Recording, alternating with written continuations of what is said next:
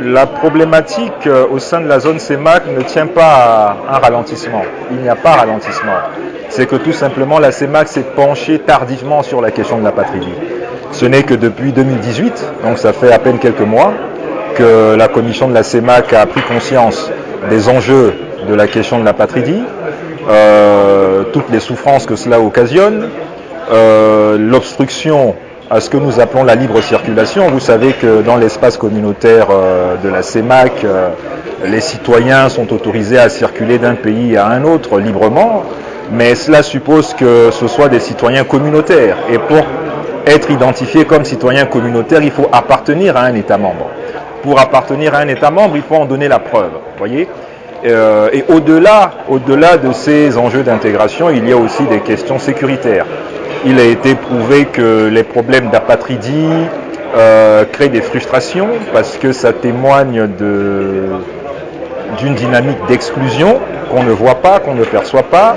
Et tout cela, à la limite, culmine en des agitations, en des revendications parfois violentes, et donc ça peut déstabiliser les États. C'est la raison pour laquelle, depuis 2018, la commission de la CEMAC s'est attaquée à cette problématique. Nous avons travaillé avec le HCR, dont nous saluons tout l'appui, et nous sommes actuellement en train de pousser les États, d'abord à ratifier les conventions établies dans le sens sur les questions d'apatridie, et nous poussons également les États à avoir des points focaux qui puissent servir de relais à toutes ces questions-là. Voilà un peu ce que nous sommes en train de faire, et nous sommes persuadés que d'ici octobre, nous pourrons partir à l'atelier de haut niveau prévu à Genève. Avec, naturellement, nous n'aurons pas les mêmes réalisations que l'Afrique de l'Ouest.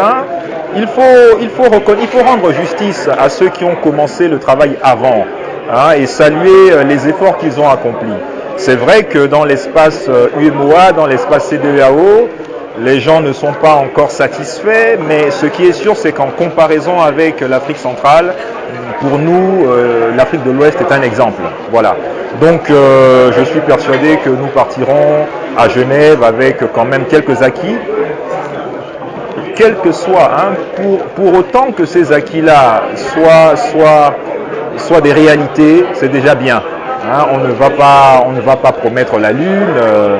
Les initiatives humaines sont ce qu'elles sont, et donc voilà, nous partirons avec ce que nous aurons réalisé. Vous savez, je suis là parce que le président de la commission de la CEMAC, le professeur Daniel Onaondo, m'a donné mandat de représenter la commission.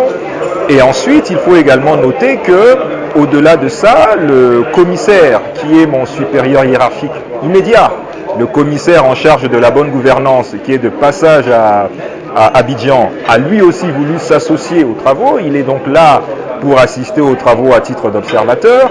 Mais tout cela quand même témoigne de l'intérêt que la commission de la CEMAC a vis-à-vis de ce qui se passe ici. C'est clair qu'à notre retour, l'élan de ce que nous aurons recueilli va booster ce que la CEMAC entend faire dans sa zone, dans la zone qui est la sienne.